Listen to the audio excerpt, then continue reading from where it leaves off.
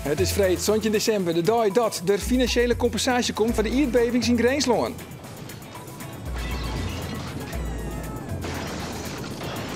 Het is ook de dag dat in Friesland plannen op tafel komen om het document locatie waarom te brengen.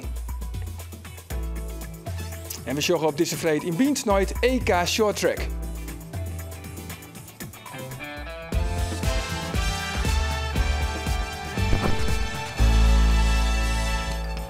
Goeien en welkom bij Bient. Krijgt Friesland ook extra yield ter compensatie van de Waaijem-Delgong? Aanstaan praten we daar wie het weinig oer. En Joert hebben we het laatste deel van het volksverhaal over Adam de Hutrieder.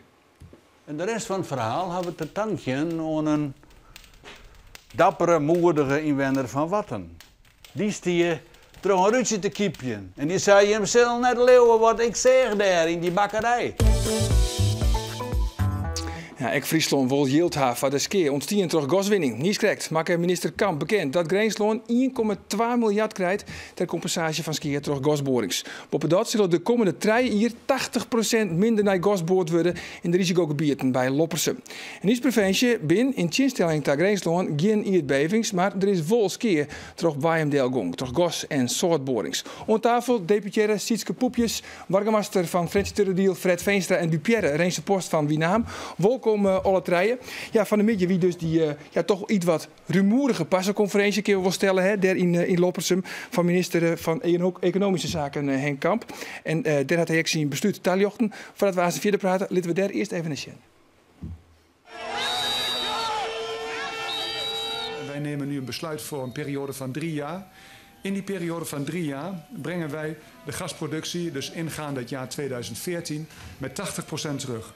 Wij zullen ervoor zorgen dat in dit gebied schade zoveel mogelijk voorkomen wordt, schade hersteld wordt, schade gecompenseerd wordt en dat er ook iets tegenover gezet wordt waardoor dit gebied, net als de andere gebieden in Nederland, de kans krijgt om zich op een positieve manier te ontwikkelen. Ja, prachtig nice van Loppersum. Maar goed, Loppersum dat lijkt net in Friesland. Maar ja, en wat mij ook opvalt, geen wut hoe de oorgebieden niet echt troffen binnen. Nee, geen wut. Dat hier vermeet je ik net verwacht, als ik eerlijk ben. Echt net? Nee, absoluut net. En dat komt omdat het nou heel rumoerig in Greensloon weer. De aardbevingen binnen dik Ierlien in West. Dus er wie alle aandacht nou even voor Greensloon. Ik vooral om die aardbevingen. Wij hebben hier in Friesland ik hoor van wat is de kans dat wij aardbevingen krijgen? Nou, die is heel erg liet. Dus dat gelukkig is maar. Mooi nice. Maar nee, geen nice voor Friesland, maar daar moet het vanzelfs net bij blowen. Want? Omdat uiteindelijk Friesland ik skeer het van de gaswinning. En dan is het net terug aardbevingen, maar meer terug de delgong van de Waaijem. En nou, dat heeft wel wat aandacht nodig. Ja, dus zo zei ze eigenlijk echt van, nou het Greensloon 1,2 miljard krijgt van Den Haag, willen wij in Friesland ex-keervergoeding. Ja, en ik denk dat het goed is dat we even naar dat grote bedrag van 1,2 miljard sjuggen. Want bij de persconferentie van de minister, er vliegen echt 1 miljoen echt over de tafel. Dus hoe het denk ik in elkaar zit, is dat 850 miljoen uitlutsen we terug het Riek voor skeervergoeding.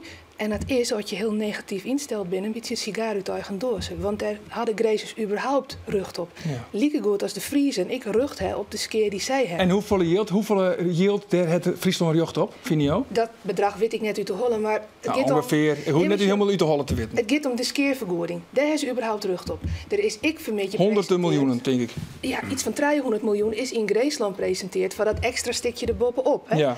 En ik denk, ja, Friesland, die het ik rucht op dat vindplaatsvoordeel. Ja, Friesland had ik jocht op honderden miljoenen. Is er trouwens, Veenstra, ook nog een risico dat als Greensloon 80% minder gas levert, dat dan de gasproductie in Friesland omheen moet? Ja, theoretisch misschien wel, want het gas moet ergens bij komen. Maar ik begreep dat Kamp zijn had van nou, wij brengen de productie weer om naar het gemiddelde van de oude jaren.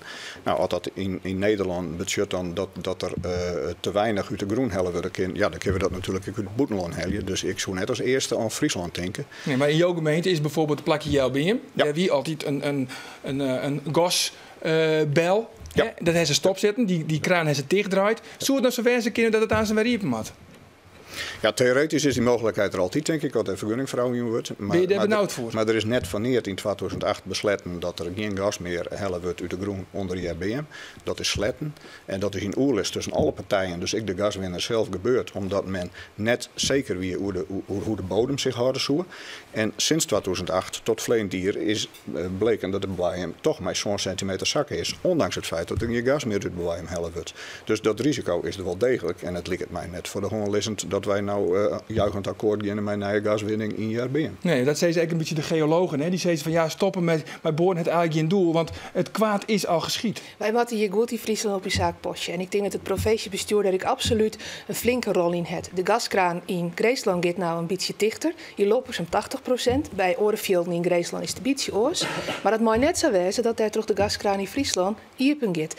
Maar als mensen het bang maken, want er zitten nou vergunningen, hing je daarom van Friesland, die kist net samen verhoren, maar we moeten hier gewoon opletten. Het is denk ik goed om even te weten dat Friesland 4% van al de gaswinning van Nederland vast hier rekening neemt.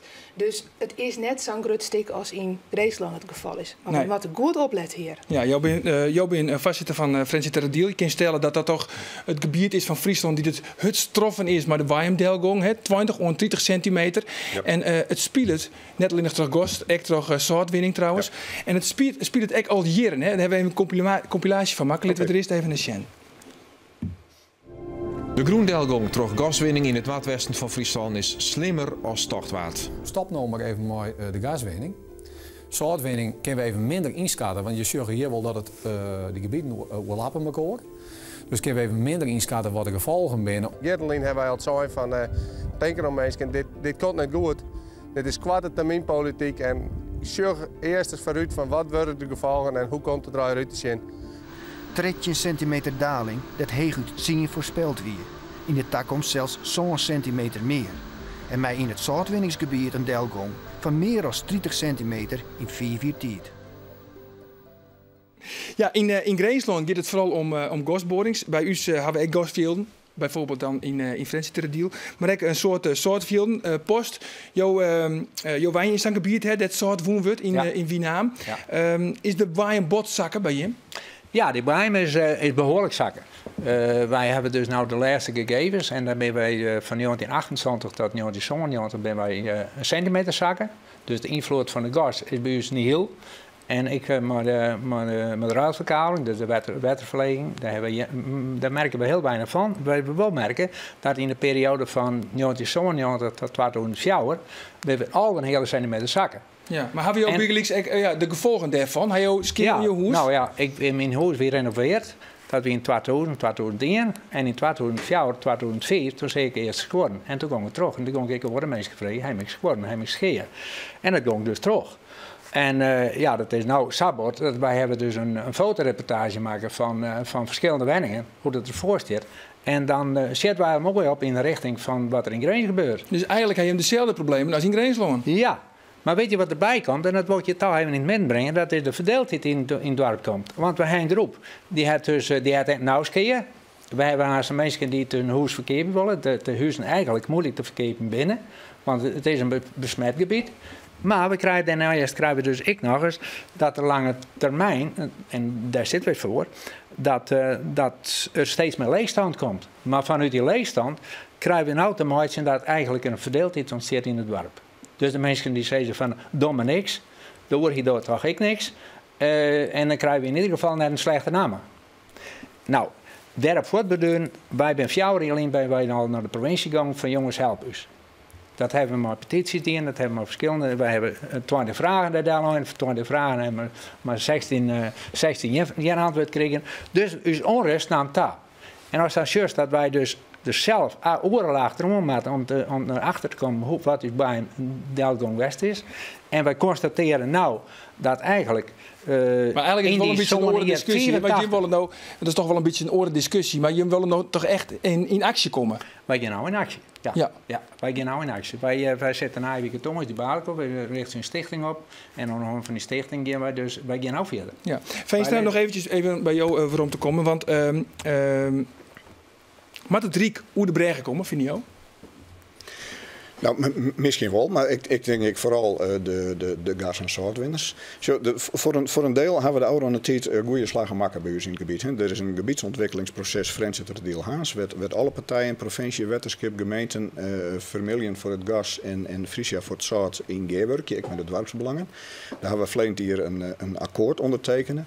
Er zal voor 45 miljoen ongeveer investeerd worden in het gebied. Dus wetterwegen, gewone wegen, de centra van de dorpen. Dat wordt al hier ompakt, daar is geld voor.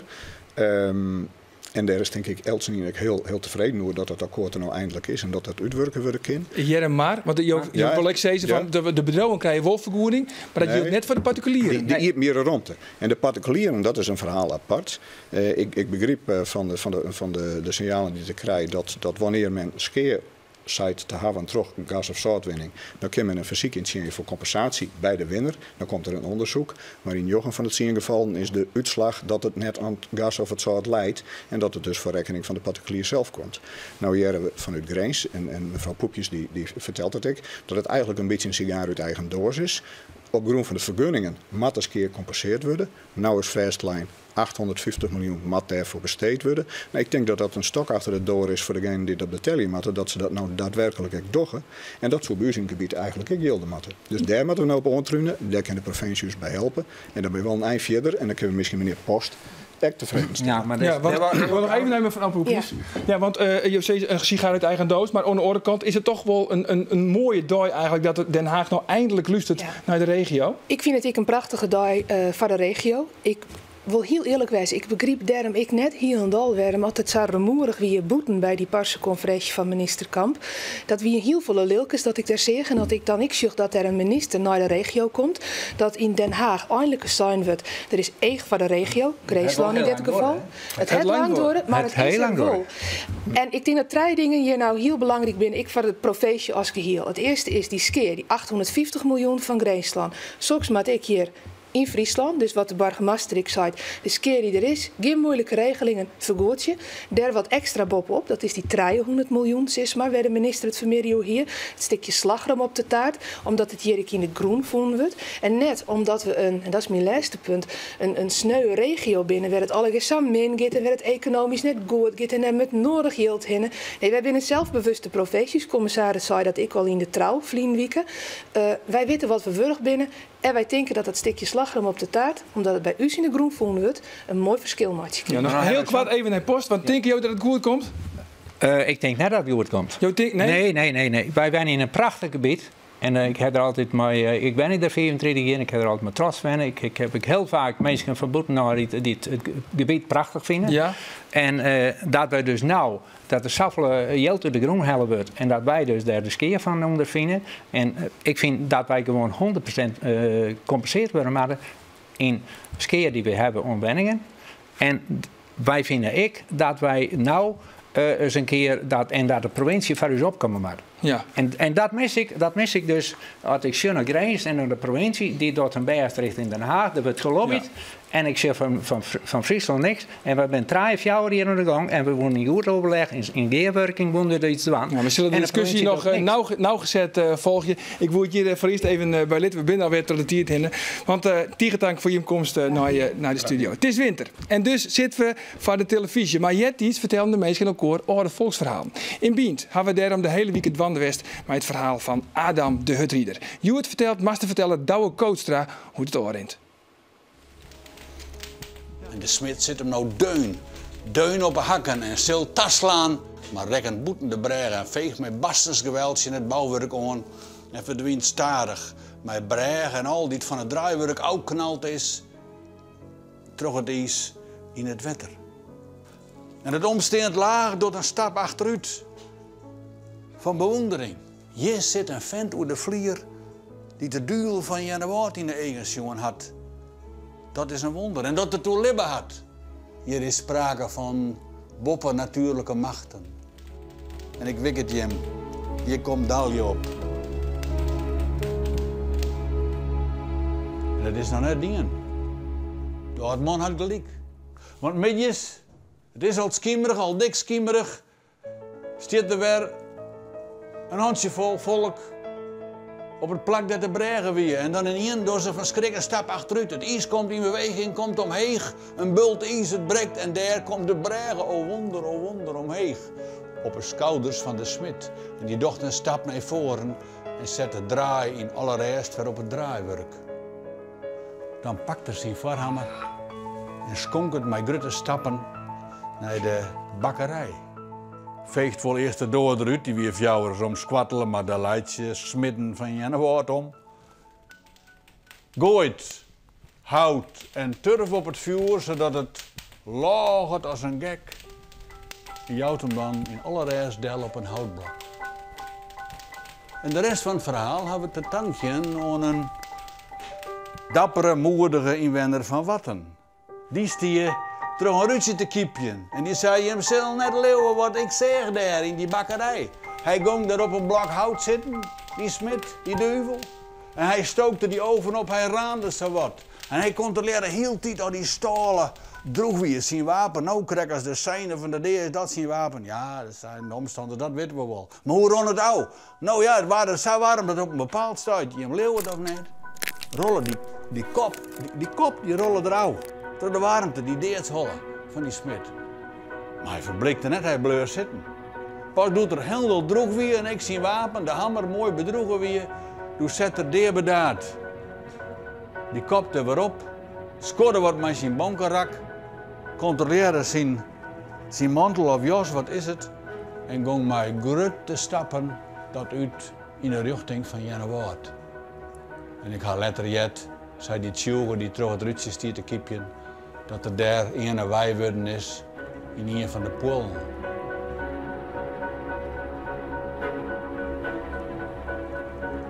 En dat nou is de reden dat inwoners van Jennewoord en Watten, ja van het hele Wetterland, de hele lege midden, Simmerdijs en bij het winter aardig en vriendelijk binnen van vreemdelingen op het wetter en op het ijs.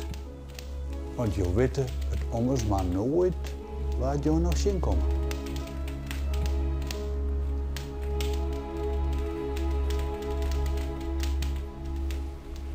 Dan hebben we zelfs ook een mooi volksverhaal van maximaal 1000 woorden. Mail dat dan naar bient@omroepfriesland.nl en win een verfilming.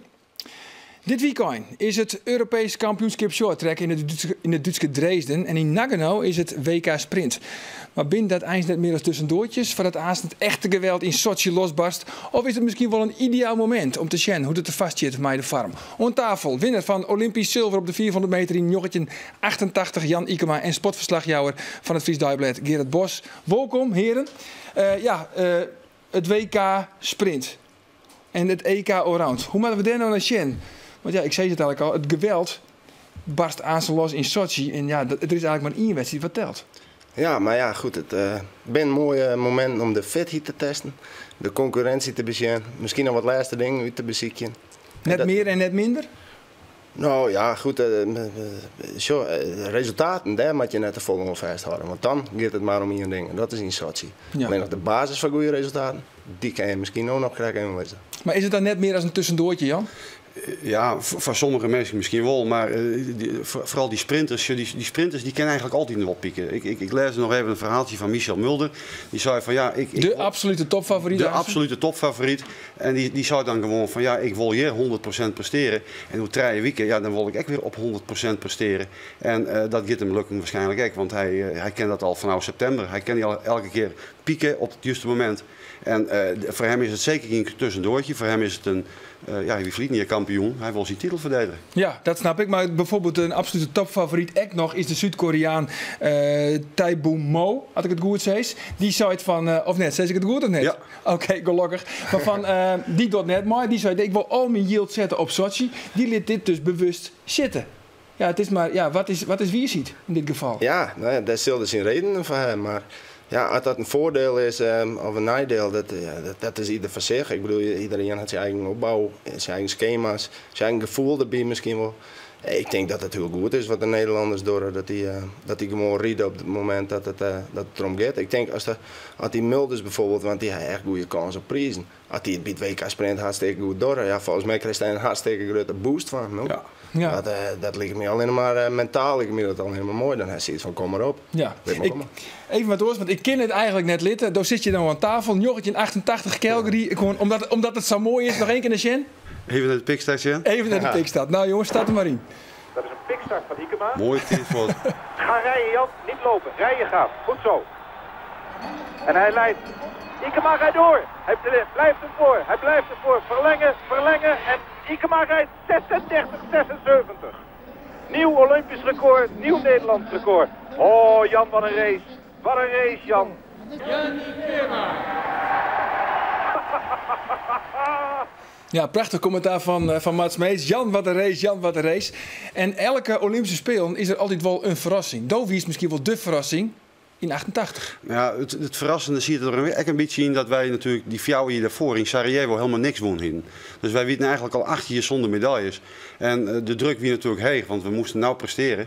En ja, ik zie het dan de 400 wiel allereerste rit.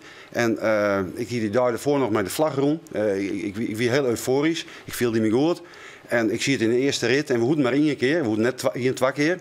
Ja, en ik zeg het, kijk, ik voel mooi een startschot. En, de bekende pikstart. Ja, en dan krijg je zelf al euforie mooi. Want dan wist je al van, hé, ik ben een beetje te betierd voort. En ik werd net weer omschetten. Ja, daar was euforisch van. En dan die energie, die zet ik alle keer om op het ijs. Ja, en dat ging gewoon voor de volle 100%, zeg maar. Nog even heel kwart, want Jan, wie dus misschien wel de verrassing in 88. Waar wordt nou Assen in Sochi de verrassing? Ja, dat is een goede vraag. Hè? Ik bedoel... Of kun je dat nou net zeggen omdat het dan geen verrassing meer is? Nee, want ja, nou, daar zit ik wel wat in. Ja, dan kom ik er makkelijk voorbij. Maar ik bedoel, het is natuurlijk wel zo. Want dat ben inderdaad meestal dit je net verwacht. Ik bedoel, waar je toch dat Mark Tuiten de 500 meter winnen zo'n fan. Ja, niet. Timmer in 98. Hey jongens, ons af hier het WK Sprint, even het short track. Want dat is al uiteenzet in Dresden. Ben jij echt kanshaver voor Olympisch goud? Ja, zeker. Tenminste, als je het even op de goede onderdelen bezoekt. Want ze zijn net op elk onderdeel kanshebber. En bij de man is het weer dan bij de vrouwen. Ik bedoel, relay, daar zijn de Nederlanders goed in. Relay, de aflossingsploeg. Ploeg van de achtervolging nemen, hoe snel was. En de man die werden vorig jaar treden op het WK. Toen beginnen ze een foute wissel. Schenkie Knecht en Daan Breusma, dat waren Friesen. Dat ben van die lietse dingen, dat dat goed gaat, dan kan hij samen goud winnen op mijn aflossing. Maar Knecht, die kan ik wel goud winnen op een 1500 meter. Ik bedoel, die is ik Europees kampioen geweest, het wereldbekerwedstrijd. Maar wat is de kracht van Schenkie Knecht? Want elke in soort, hij is wel de onberekenbare factor. Hij is eigenlijk de superspits eigenlijk in deze formatie. Ja, maar Knecht die leert zich net gek meidje. Dat is het mooie. Schenkie Knecht is altijd normaal. En altijd rustig. Ik bedoel, die weet precies wat hij wil.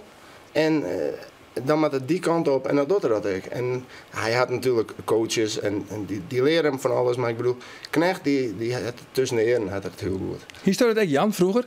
Toen liet hij de kop net gek match. Nou, ik liet hem in de kop wel soms wel gek match. En dat resulteerde dan weer in dat ik de wetenschappen die het en dat ik probeerde nog sneller te schaatsen dan mijn concurrenten. Maar ik wie wel met mijn eigen ding bezig en ik hier wel op een gegeven moment wel een eigen doel is. Maar ik wist bijvoorbeeld wel de dagen vlak voor een belangrijke wedstrijd wat ik dwaan moest en zeker net dwaan moest. En ja, dat is ervaring en als het ouder was, dan was er steeds beter in. Ja, maar wordt het een historisch Olympisch Spelen? Pakken we voor het eerst een medaille op het short track? Ja. 100%? Ja, Sabisa relay. Ik wil zeggen dat ze een gouden medaille pakken. Geen twijfel bij Gerard, bij jij? Nou ja, ik begin het natuurlijk wel steeds meer te volgen. En in die relay, ik zie ze elke morgen, ik zie ze altijd op 10-11 trainen onder Jeroen Otter. En dat gaat zo geolied, dat ik kan me wel voorstellen dat ze daar een hele hege klassering mee krijgen. Want daar ben ze gewoon heel goed in. Maar eerst dit weekend nog, hè? Eerst de WK Sprint, maar Michel Mulder, want dat kind dat missen, hè? Michel Mulder wordt wereldkampioen. Nou, Michel die heeft de beste papieren en ja, ik moet ook even met trots zijn dat ik hem 2 jaar traind heb en dat ik echt wel wat gevoelens bij hem heb. Kijk, en, mooi. En misschien moet ik nog even een dingje zeggen, want morgen is er nog een WK, die is wat letter. Dat is het WK Klunen in Grauw. Kijk. En daar ben ik starter. Dus het wordt mooi maar waar, dus als er nog mensen komen en dan kunnen we mensen mooi doen. Even reclame. Pas op voor de pik. Dat is dus morgen Ingrauw, een pikstart en Ingrauw Klunen. Hey jongens, heel wat oors, want Joert, wat ik bekend, Auke de Sloper is verstoren. Als ik aan Auke de Sloper denk, dan denk ik altijd gelijk aan, doet het Cambuur het keusgeest krijgen, dat hij de vers ziet, dat wist ook nog wel dingen. Ja, dat weer legendarisch. Hè? Een markante ljouter, laten we even zien naar een filmkoer Auke de Sloper.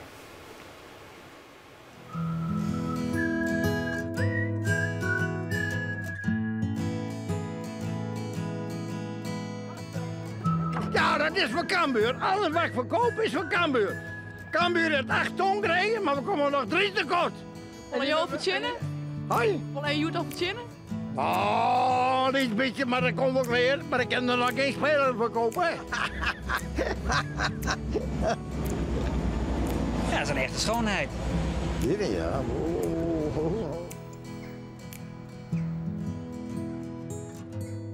Ik denk nou een beetje meer gas geven, maar ja, meer gas geven, hoe dieper dat ging. ik kon niet alles. Ik heb het niet met opzet dan. Ik kom even goed bij Cambuur, ze zitten er ook op me te wachten. Ja. Bij Cambuur. Ja, want ze maken jong. Als ik niet binnen, zeggen ze maar eens open. Ja, als ik kom en dan beginnen de jongens te zingen. Net ze mij nog zien op het stadion. Want ik zit nog in voor ieder hokje, hè, zit ik. Ja. Dat kost wat minder en dan... Ik ken goed met de mensen, ik ken goed met de hele wereld ken goed.